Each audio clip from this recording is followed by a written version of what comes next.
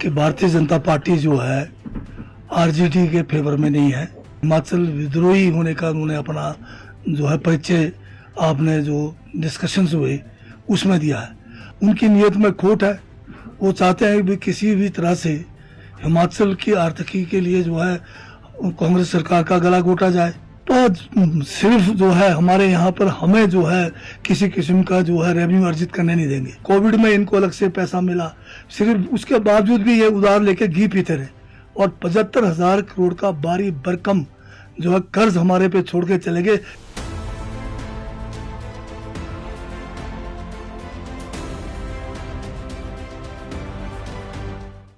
RDG को लेकर विधानसभा में बड़ी लंबी चर्चा हुई और उसमें ये स्पष्ट हो गया कि भारतीय जनता पार्टी जो है आरजेडी के फेवर में नहीं है, वो हिमाचल के हितों में नहीं है। वो जो है हिमाचल विद्रोही होने का उन्होंने अपना जो है परिचय आपने जो डिस्कशंस हुए उसमें दिया है।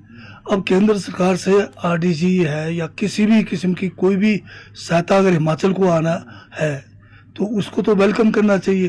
तो बीजेपी वाले तो उल्टी बुद्धि के लोग हैं, ये तो कहते हैं कि आरडीजी नहीं मिलना चाहिए, उस टाइप की बात कर रहे हैं।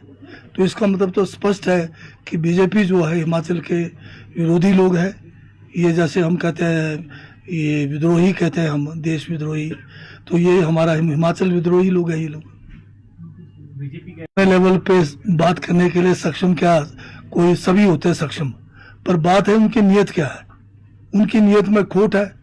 वो चाहते हैं कि किसी भी तरह से हिमाचल की आर्थिकी के लिए जो है कांग्रेस सरकार का गला घोटा जाए ताकि उनको कुछ न कुछ राजनीतिक लाभ मिले। उस किस्म की बात तो ये लोग कह ही रहे हैं बार बार। जब विधानसभा के अंदर इतनी लंबी बहस की जरूरत नहीं थी, इधर उधर की बातें करने की जरूरत नहीं थी। प्रश्न सिर्फ केवल ये था कि संविधान के हमारा जो आर्टिकल 275(1) है उसमें हमें जो है इस किस्म की सहूलियत दी गई है। जो आर्थिक रूप से कमजोर राज्य हैं, जब तक इनकी आर्थिकी कमजोर रहेगी, जब तक डेफिसिट फाइनेंसिंग होगी, उस गैप को फुलफिल करने के लिए संविधान में प्रावधान किया हुआ है। अब उस प्रावधान के ऊपर भी ये इफ एंड बट्स की बात करते हैं तो बड़ा आश्चर्यजनक भी है, विडंबना भी है कि बीजेपी जो है हिमाचल के हितों में नहीं है। और इसमें जो है साथ में 275(1) में ट्राइबल एरियाज का भी है जिक्र। अब आपने टोटली बंद कर दिया तो ट्राइबल एरियाज को कैसे बंद कर दिया? वैसे तो ट्राइबल एरियाज को जो आर्टिकल 275(1) में स्पेशल प्रोविजन है कि जो शेड्यूल्ड एरियाज है उनके डेवलपमेंट के लिए जो है केंद्र सरकार का दायित्व है कि वो जो है हमें अलग से ग्रांट दे। अभी मिल रहा है पिछले 3-4 सालों में मात्र 8 करोड़, 2 करोड़, 10 करोड़ ऐसे दे रहे, जबकि हिमाचल के जनजातीय क्षेत्रों के लिए बहुत बड़ी रकम जो है केंद्र सरकार को इस आर्टिकल के तहत देना चाहिए आरडीजी के साथ, पर वो भी हमें नहीं मिल रहा है। तो ये केवल हिमाचल के लोगों के साथ नहीं बल्कि जनजातीय लोगों के साथ भी इस आरडीजी को समाप्त करने से हमारे साथ अन्याय हो रहा है। तो सिर्फ जो है हमारे यहाँ पर हमें जो है किसी किस्म का जो है रेवेन्यू अर्जित करने नहीं देंगे।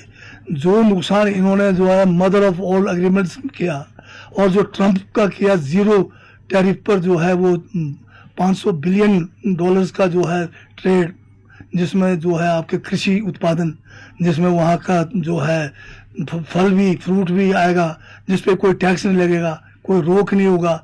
वहाँ का दूध आएगा जो 35 रुपये लीटर बिक जाएगा, यहाँ हमारा दूध तो जो है बर्बाद हो जाएगा।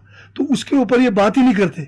ये जो 1% मामूली सी जो हमारा यहाँ पर हम रेवेन्यू जनरेट की बात करते हैं उसके ऊपर जो है इनकी निगाहें पड़ी रहती है।